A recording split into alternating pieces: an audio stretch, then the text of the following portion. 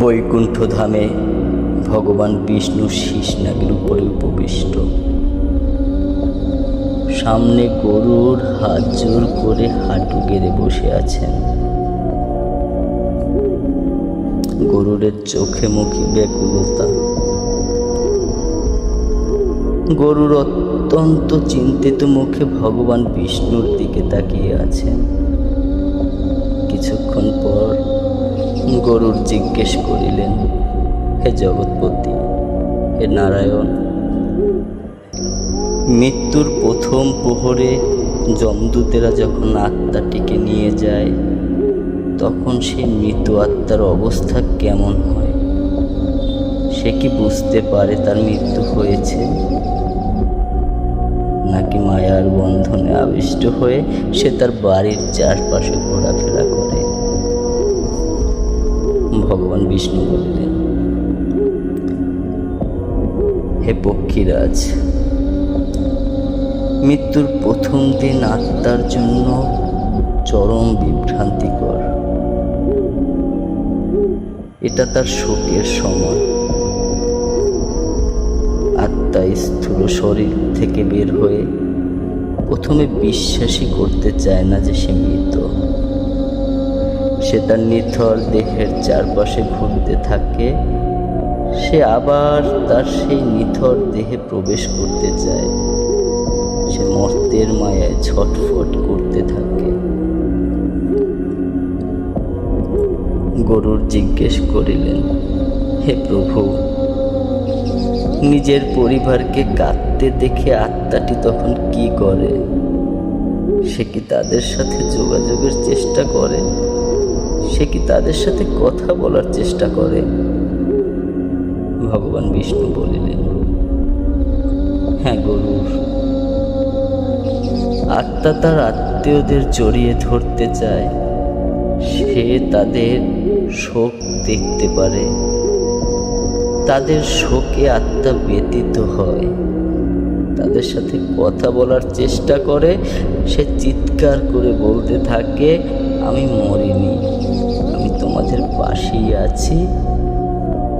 কিন্তু আত্মা সূক্ষ্ম শরীর ধারণ করায় তার কণ্ঠ কেউ শুনতে পায় না, কেউ তাকে দেখতে পায় না। নিজের প্রিয়জনের উদাসীনতা দেখে আত্মা তীব্র যন্ত্রণায় কেঁদে ওঠে।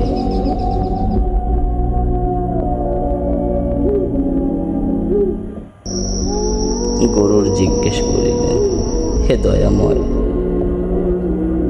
শরীর ছাড়া আত্মার কি কোনো কষ্ট, ক্ষুধা, তৃষ্ণা থাকে না? ভগবান বিষ্ণু বলিলেন, অবশ্যই থাকে হে গরু। শরীর পুড়ে গেলেও আত্মার ভেতরে ক্ষুধা, তৃষ্ণা, সূক্ষ্ম বাসনা সকলে থেকে যায়। সে জলপানের জন্য ছটফট করতে থাকে, কিন্তু মর্তের জল সে গ্রহণ করতে পারে না।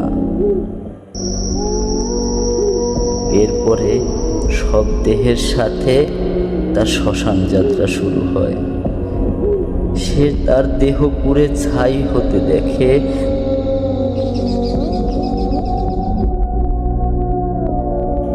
একটা সময় সে শান্ত হয়ে যায় এবং মেনে নিতে থাকে এটাই তার সামনের জীবন।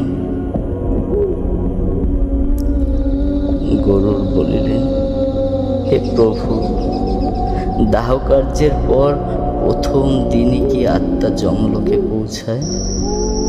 ভগবান বিষ্ণু, হ্যাঁ,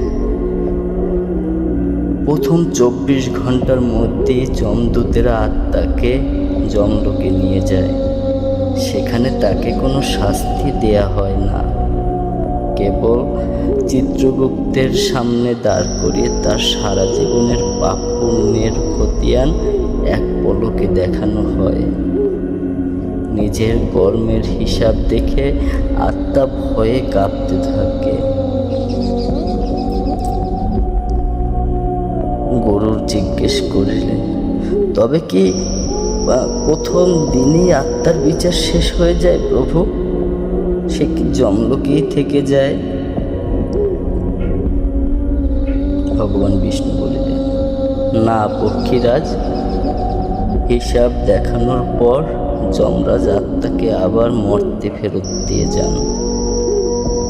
পরবর্তী 10 থেকে 12 দিন পরিবারের যে শ্রাদ্ধ পিণ্ডদান তা গ্রহণ করার জন্যই তাকে মর্তে থাকতে হয়। এ সময় সে তার পরিবারের সাথে থাকে, সে তার পরিবারের শোকে আবিষ্ট হয়, সে বিলাপ করতে থাকে, সে তার বাড়ির চারপাশে ঘুরতে থাকে এবং শেষবারের মতো তার প্রিয় মানুষগুলোকে দেখতে পায়। সে তার প্রিয় মানুষগুলোর সাথেই থেকে যেতে চায়। এরপরে যখন পিণ্ডদান করা হয়, সেই থেকে শুরু হয় যমলোকের উদ্দেশ্যে তার দীর্ঘ যাত্রার পথ। সেই পথের জন্য যে শক্তি প্রয়োজন সেটি ওই পিণ্ডদান থেকেই সে পায়। তাই মৃত ব্যক্তির উদ্দেশ্যে শ্রদ্ধা ভরে পিণ্ডদান করা প্রতিটি সন্তানের পরম